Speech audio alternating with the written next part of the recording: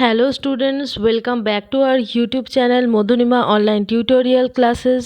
তো আজকের এই ভিডিওতে আমরা ক্লাস 7 ব্লজমস টেক্সট বুকের লেসন 1 দ্য বুক অফ নেচারের ইউনিট 2টা পড়ব।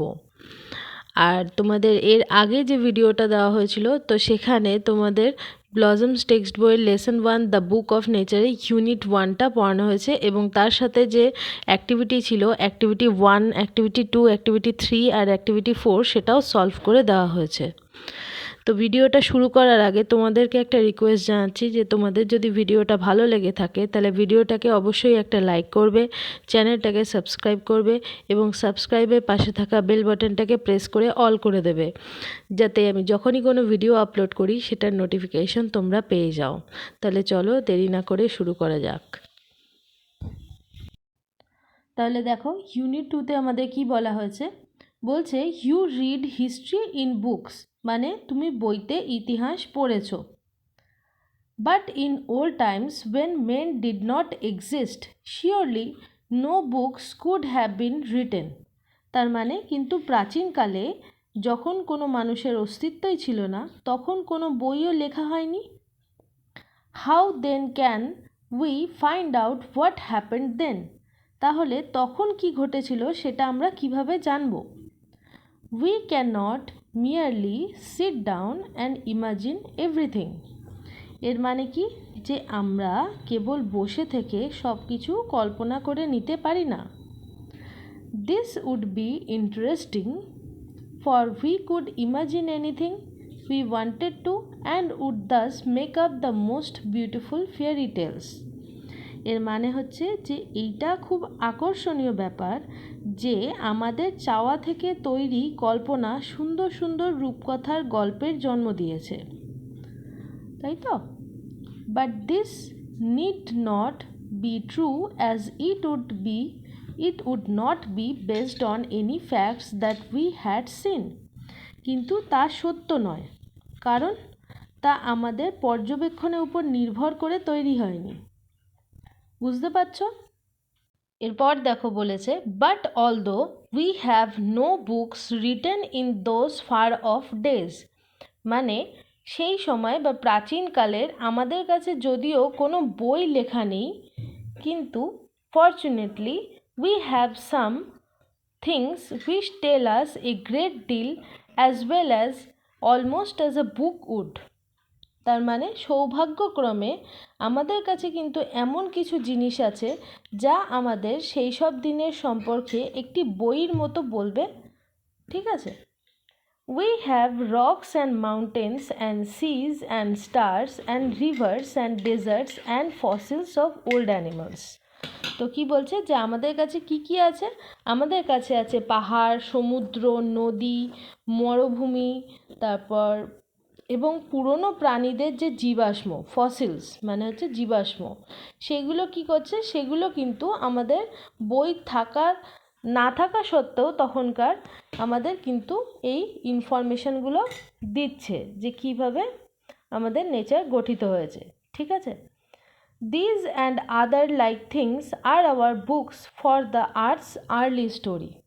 তার মানে এই সব আর এই ধরনের যে জিনিসগুলি আমাদের কাছে প্রাচীন পৃথিবীর আদি বৃত্তান্ত জানার একটি গল্পের বই, ঠিক আছে? And the real way to understand this story is not merely to read about it in other people's books but to go to the great book of nature itself. এই কথাটার মানে কি, যে এবং এটা বোঝার জন্য সঠিক উপায় শুধুমাত্র এই বিষয়ের বই পড়া নয়, বরং প্রকৃতির মহান গ্রন্থের মধ্যে শরণাপন্ন হওয়া। বুঝতে পারছো? You will, I hope, soon begin to learn how to read this story from the rocks and mountains. Imagine how fascinating it is. তো এখানে বলছে যে আমি আশা করি তুমি খুব শীঘ্রই এই পাহাড় পর্বতের বই থেকে এই বৃত্তান্ত কিভাবে পড়তে হয় তা শিখবে। কল্পনা করো সেটা কতটাই চমৎকার হবে, ঠিক আছে? বুঝতে পারছো? এটা কি হয়েছিল যে এখানের যে মানে স্টোরিটা, এটা কে বলছে? জওহরলাল নেহরু বলছে তার ইয়াংগেস্ট ডটার ইন্দিরাকে। তাই জন্যই এখানে বলেছে যে you will, I hope, soon begin to learn how to read this story from the rocks and mountains. বুঝতে পেরেছো তোমরা? এবার দেখো নেক্সট প্যারাটায় কি বলছে যে every little stone that you see lying in the road or on the mountain side may be a little page in nature's book and may be able to tell you something if you only knew how to read it. এর মানে কি যে রাস্তা বা পাহাড়ের পাশে পড়ে থাকা একটা ছোট্ট নুড়ি হয়তো প্রকৃতির বইয়ের একটা ছোট্ট পৃষ্ঠা হতে পারে এবং তুমি যদি তা পড়তে জানো তাহলে সে তোমাকে কিছু বলতেও পারে। To be able to read any language, Hindi or Urdu or English, you have to learn its alphabet. তার মানে হচ্ছে কি যে আমরা ছোটোবেলার থেকেই দেখেছি যে আমাদের প্রথম কি শেখানো হয়, যে আমাদের বর্ণমালা শেখানো হয়েছিল অ আ, ঠিক আছে। তো এখানেও বলছে যে যে কোনো ভাষা হিন্দি হোক, উর্দু হোক, ইংলিশ হোক, তা পড়তে গেলে তোমাদের কি করতে হবে, প্রথমে তার বর্ণমালাটা শিখতে হবে। বুঝতে পারছো? So, also you must learn the alphabet of nature before you can read her story in her books of stone and rock. তার মানে হচ্ছে যে তাই কোনো পাথর বা নুড়ি বই পড়বার আগে তোমাকে প্রকৃতির বর্ণমালা অবশ্যই শিখতে হবে। এরপর বলছে যে even now perhaps you know a little how to read this. If you see a little round shiny pebble, does it not tell you something? এবার দেখো এর মানে হচ্ছে যে এখন হয়তো তুমি তা কিছুটা পড়তেও জানো কিভাবে এটা পড়তে হয়। একটা গোলকার চকচকে নুড়ি যখন তুমি দেখেছো সেটা কি তোমাকে কিছু বলছে না? How did it get round and smooth and shiny without any corners or rough edges? এর মানে হলো যে এটা কি করে কোন কোনা বা ভাঙাচোরা অংশ থেকে গোলকার মসৃণ এবং চকচকে হলো। If you break a big rock into small bits, each bit is rough and has corners and rough edges. মানে হলো যে যদি তুমি একটা বড় পাথরকে ভেঙে টুকরো করো তো প্রতিটি টুকরো খসখসে কৌণিক এবং খসখসে প্রান্ত থাকে।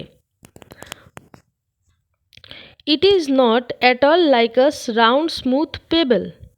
তার মানে এটা কিন্তু তখন একটা গোলকার মসৃণ পাথর হয় না। How then did the pebble become so round and smooth and shiny? তাহলে কি করে ওই নুড়িটা এত গোলাকার মসৃণ এবং চকচকে হলো? It will tell you its story if you have good eyes to see and ears to hear it. মানে হলো যে এটা তোমাকে তার গল্প বলবে যদি তোমার তা দেখার জন্য ভালো চোখ ও শোনার জন্য কান থাকে। It tells you that once upon a time, it may be long ago, it was a bit of a rock. মানে ও তোমাকে বলবে যে বহুদিন আগে কোনো এক সময় সেও কিন্তু একটা পাথরের টুকরোই ছিল। Just like a beat you may break from a big rock or stone with plenty of edges and corners. ঠিক তেমনই যেমনটা তুমি বড় পাথর থেকে ভেঙে বার করতে পারবে অনেক প্রান্ত এবং কোণ সমেত। Probably it rested on some mountain side. হয়তো এটা কোনো পাহাড়ের ধারেও পড়েছিল। Then came the rain and washed it down to the little valley where it found a mountain stream which pushed it on and on till it reached a little river. তারপর হচ্ছে কি যে তারপর বৃষ্টি আসলো এবং একে ধুয়ে নিয়ে নিচের উপত্যকায় নিয়ে গেল। সেখান থেকে একটি পাহাড়ি ঝর্ণা একে ঠেলতে ঠেলতে নিয়ে গেল একটি ছোট্ট নদীতে এবং সেই ছোট্ট নদী থেকে বড় নদীতে নিয়ে গেল। ঠিক আছে। And all the while it rolled down at the bottom of the river and its edges were worn away and its rough surface made smooth and shiny. এর মানে কি যে এবং পুরো রাস্তায় যখন সে নদীর নিচে এসে পৌঁছালো তার ধারগুলো ক্ষয়ে গেছে এবং তার খসখসে উপরিভাগটা মসৃণ এবং চকচকে হয়ে গেছে। So it became the pebble that you see, এর মানে হচ্ছে যে তাই এটা তোমার দেখা সেই নুড়ি হয়ে গেছে, তাই তো। Somehow the river left it behind and you found it, তার মানে যে কোনো কারণে হয়তো নদীটা একে পিছনে ফেলে চলে গেছে এবং তুমি এটাকে পেয়েছো। If the river had carried it on, তার মানে যদি নদীটা একে বয়ে নিয়ে যেত, it would have become smaller and smaller till at last it became a grain of sand and joined its brothers at the seaside to make a beautiful beach where little children can play and make castles out of the sand. এর মানে হচ্ছে যে যদি নদী একে বয়ে নিয়ে যেত তাহলে এটা ক্ষুদ্র থেকে ক্ষুদ্রতর হয়ে শেষে একটা বালুকণায় পরিণত হতো এবং তার ভাইদের সাথে সমুদ্রের ধারে গিয়ে একটা সুন্দর সৈকত তৈরি করত যেখানে শিশুরা খেলাধুলা করতে পারে এবং বালি দিয়ে বিভিন্ন দুর্গ বানাতে পারে। কাসলস মানে হচ্ছে দুর্গ, ঠিক আছে।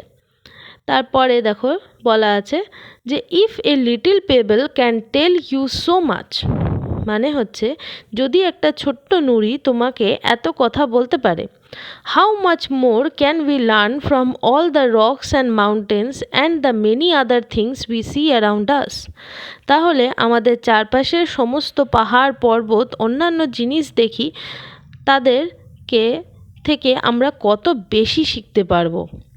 ঠিক আছে, বুঝতে পেরেছো? তো এইটাই হচ্ছে তোমাদের এই বুক অফ নেচারের এন্ড।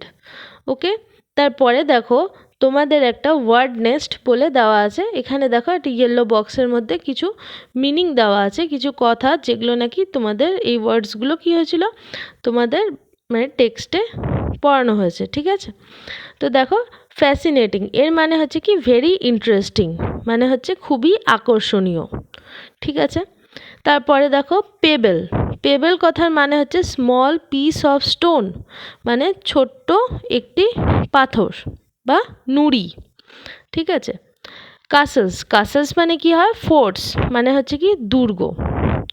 ঠিক আছে, তো আজকের এই পড়াটা এই অবধিই থাকবে। আশা করি তোমাদের সবার পড়াটা ভালো লেগেছে। আশা করি তোমাদের সবার এই ভিডিওটা খুবই ভালো লেগেছে। যদি তোমাদের ভিডিওটা ভালো লেগে থাকে তাহলে অবশ্যই ভিডিওটাকে একটা লাইক করবে, চ্যানেলটাকে সাবস্ক্রাইব করবে এবং সাবস্ক্রাইবের পাশে থাকা বেল বাটনটাকে প্রেস করে অল করে দেবে, যাতে আমি যখনই কোনো ভিডিও আপলোড করি সেটার নোটিফিকেশান তোমরা পেয়ে যাও। আর এই ভিডিওটা অবশ্যই তোমার বন্ধুদের সাথে শেয়ার করবে। অনেকেই আছো যারা টিউশন পড়তে যাও না, তো তাদের জন্য এটা খুবই হেল্পফুল। ঠিক আছে, তো থ্যাংক ইউ।